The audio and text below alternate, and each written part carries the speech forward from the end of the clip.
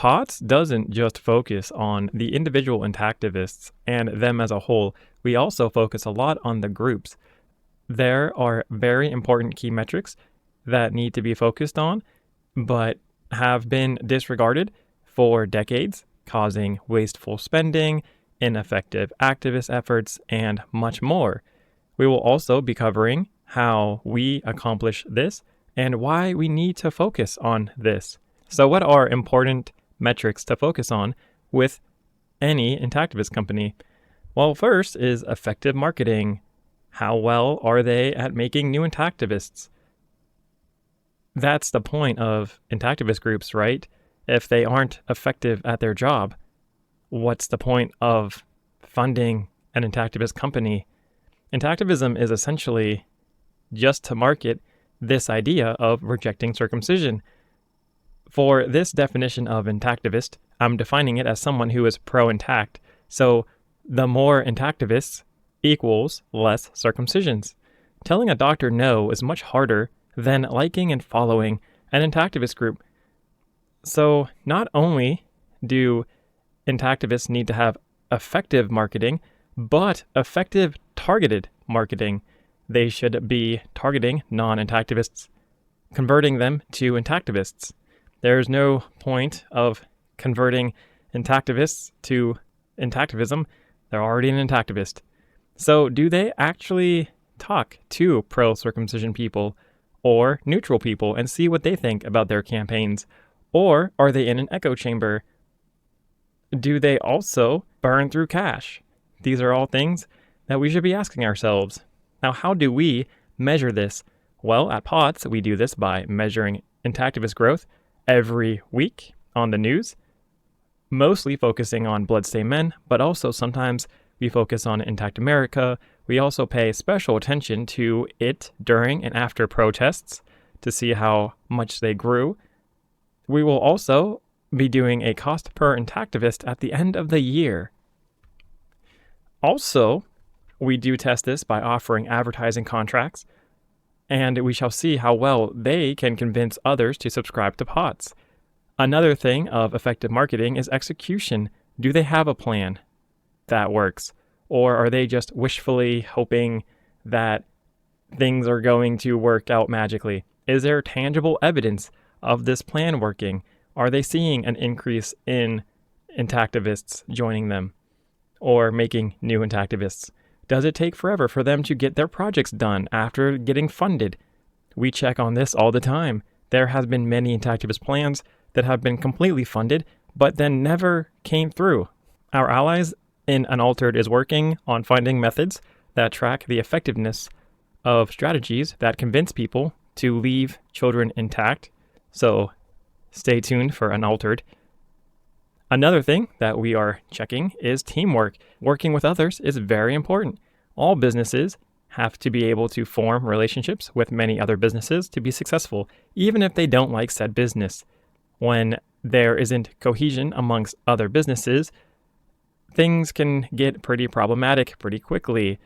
So how do we measure this? Well, how responsive are they to POTS?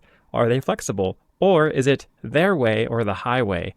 Are they trying to elevate other groups, or are they just focusing on themselves and try and take credit that doesn't belong to them? Another thing that we check is transparency and communication. Do you know what they are doing? Are they giving you feedback constantly of what's going on, or are you left wondering, what are they doing? Do you have easy access to communicate with them, or is it a one-way conversation? Do they run shady funding campaigns? Do they do an event and then after show photos of it? Do they actually care about intactivist feedback? Or do they turn off the comments or ignore you when you try to reach out and help them? Are they gaslighting you? Are they baiting and switching or using other shady tactics? How we measure this is by doing interviews. Can they answer hard questions? By looking at their websites and doing reviews as well. And the last thing that we check is how do they treat other intactivists or customer service? This is where transparency and communication and integrity meet. Are they doing the right thing when no one is looking? It's easy to take pictures and write captions hyping up your company, but when it comes to brass tacks, do they take the time to email individuals back and talk to their parents that have questions? It's imperative to any good business, if a new person is talking to you about intactivism and you aren't replying, he may go about doing his own thing and become pro-circumcision because a company neglected him or worse, treated him like garbage. Now, how do we test this? Well, we have people who don't work at POTS message companies and see how fast and how well their response is. Also, as an intactivist company, we email them and videotape us doing it to show all of you guys that we're not bluffing. Also, so the viewers can also back up POTS and reach out to the group we message as well, so you can go ahead and verify POTS as well. We also get constant feedback from the intactivist community about their own experiences because intactivists are a great resource and very good at pointing out the good, the bad, and the ugly of intactivism groups. Also, another thing is that do they actually reward intactivists? Do they fire you up, make you feel good, or thank you personally?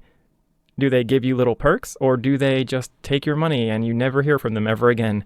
Or, even worse, do they punish you by threatening to put you on a blacklist or threatening to call the cops on multiple donors? That was a real event. I'll cover this in a future video. So those are the 4 things that we focus on when it comes to intactivist companies. We do cover other things, but this is how we act as a test gauge. Now, how is POTS himself a test gauge? Well, we only rely on intactivism, so we are not doing grants from state, local, or federal government. We aren't paying for Google Ads or other advertising services. The plan is solely on using and getting promoted by intactivist groups to keep the money in the intactivism economy and to see how effective these guys really are. So POTS is a product of intactivism groups. Us saying good things or bad things about intactivist companies truly depends on them and their actions. If POTS fails, it will be because intactivist groups have failed to spread POTS, and also a complete failure to make ample intactivists to keep POTS afloat, especially when our e-commerce and other ways to support POTS are completely free to do. So why is POTS a good test gauge? Well, I scrutinize companies. That is what I do. Earlier this year, you saw me about to make a $25,000 investment into a Nico Eagle. However, the partnership with Computer Shares and their customer service was a huge turnoff. I have lots of stocks in other companies, like for instance, Metallic Royalties. Why? Because I talked to Brett Heath. There's good fundamentals, and among the other things that we talked about earlier in this video.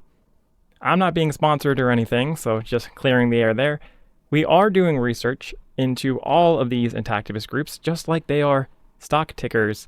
We're removing the emotions from this movement because you get sloppy when you go off your emotions and make mistakes.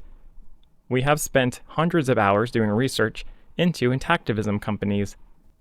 Now, with POTS being a test gauge for intactivism, this is the exact reason why we don't want to go ahead and get a lot of social media platforms, because then we would risk defeating the whole purpose of being a test gauge. I was even hesitant opening up a Facebook and then skewing the results from intactivism help to algorithm help.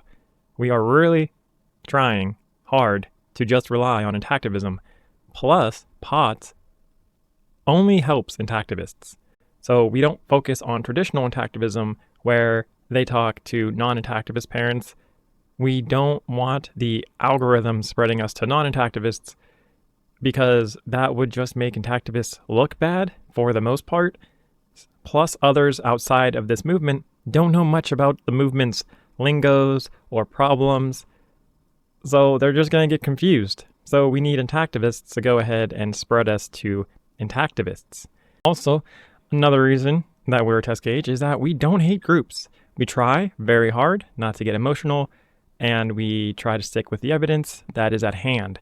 That is why POTS exposed the Bloodstained Men members, but also cool with Next Level Intactivism that helps out the exact same members that probably wants POTS gone.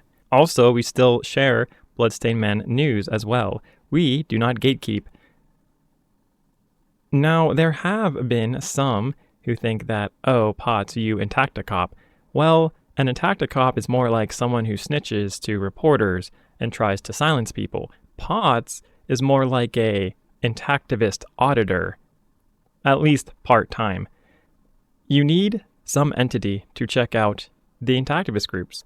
Forgin pulls in over $200,000 a year the last couple of years. Intact America gets about $300,000 a year. Bloodstained Men pulls around $100,000 a year in donations. And with there being dozens of intactivist groups all around the world, it isn't hard to imagine $1 million+ being poured into intactivism a year. Some things that we get is, why does it matter? Just donate to any group, who cares? Now, would you rather pay $50 to make one intactivist or $500 to make one intactivist? The answer should be pretty simple. That's why throwing a couple $100 into charity and walking away could be a bad idea if you don't do your research, which is why we have POTS. Well, one of the reasons why there is POTS. Hello. Well, intactivist groups represent you. The group represents what you think. Do you prefer uniforms and shock tactics? Or gentle education? Or legal? Or whatever it is. The point is you're voting with your wallet. Every donation and tip you give a group is your time. You are volunteering hours that you worked at your job, at the grocery store, or cubicle, or construction site for intactivism. You know that you did your job. Don't you want to make sure that the intactivist groups that you're donating is doing their job? In a way, you hire intactivist groups when you donate to them. You wouldn't hire a plumber or electrician if they weren't certified and did their job dangerously, would you? That's why they get tested and audited. It's been a free-for-all in intactivism for a very long time. POTS holds them accountable by reporting to you guys, and look at how all the major intactivist groups are acting. Are they embracing responsibility, or are they running away from it? I don't know, guys. Let me know down in the comments what you guys think. Okay, guys. So in short, POTS is going to hold intactivist groups responsible, and hopefully more responsible donations happen, and the intactivist movement can start thriving instead of being stagnant. You know the criteria: effective targeted marketing, teamwork, transparency, communication, and customer service. Now, is that too much to ask? It's just 4 things we're testing. The best part of all is you get to read the gauge. You get to tell me how intactivist companies are doing as well. How well do you think intactivist groups are doing? Let me know down in the comments, or join my Discord. Okay, guys, if I missed anything, please let me know. Thank you for watching. Bye.